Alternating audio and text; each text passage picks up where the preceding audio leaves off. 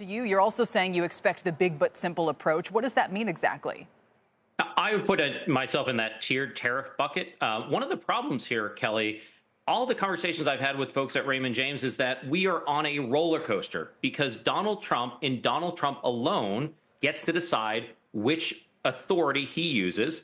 And a lot of these authorities are unilateral. We have authorities that maybe cap you at 15%, but others go up to 50. Others don't have a limit. And so we do see this president as something that likes to keep it simple, but bold. And so if you go on a tiered approach, you might have that dirty 15 that the Treasury Secretary has talked about in a bigger bucket or a higher tariff in the rest of the world at a lower sub 15% rate. So it could be different tiers of 15% tariffs.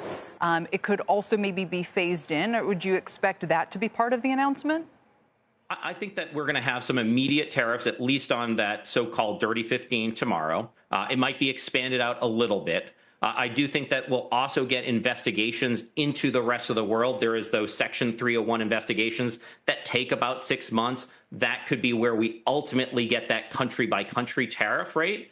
And we'll probably get an announcement on a sector-specific tariff on semiconductors, pharmaceuticals, if not tomorrow, in the near term. The biggest issue for me, Kelly, and this is what clients keep on asking me, is when will we get clarity? Because these investigations takes months, because Donald Trump is the only person that gets to decide who and when gets tariffs, we are on that roller coaster, at least for the next couple of months, probably through the end of the year. I think if we're talking again a year from now, we are still talking about tariffs and that they are bigger and bolder and are bringing in more revenue than the market had expected. This was a couple of weeks ago. The Treasury Secretary referred to the dirty 15, the 15% of nations that account for the bulk of our trading volumes while imposing hefty tariffs or other non-tariff barriers on our trade. So again, he didn't say who they are, but CNBC, looking through the data, said, OK, if you look at those that have the highest goods trading deficit, you've got China, the EU, Mexico, Vietnam, Ireland, Germany, Taiwan, Japan, South Korea, Canada, India, Thailand, Italy, Switzerland, Malaysia, Indonesia, France, Austria, and Sweden. Ed. Kind of sounds like most of the world. That's a pretty big list. At least of the GDP in this world. And so that's where it's like that bold,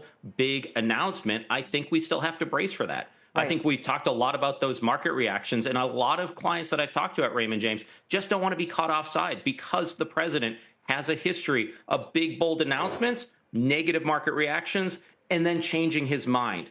But clients can't invest in that environment, and businesses cannot plan in that environment, and other governments don't know what this president wants. Even that question about if others lower their tariffs, will they be spared from this? And not being able to say yes is driving a lot of uncertainty, extending out this entire conversation, Kelly.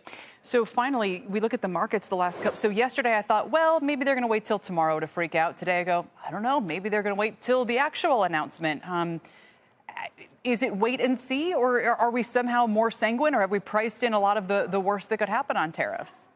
I think we'll probably have some level of certainty tomorrow, and certainty is usually kind of reacted pretty well. But I do think that once we think about all of these investigations that we're going to have, there is going to be months upon months of uncertainty related to tariffs. I would think that probably where we get some level of certainty in this market is as we get closer to summer, we deal with the tax cuts. I do think you're going to see a permanent extension of that.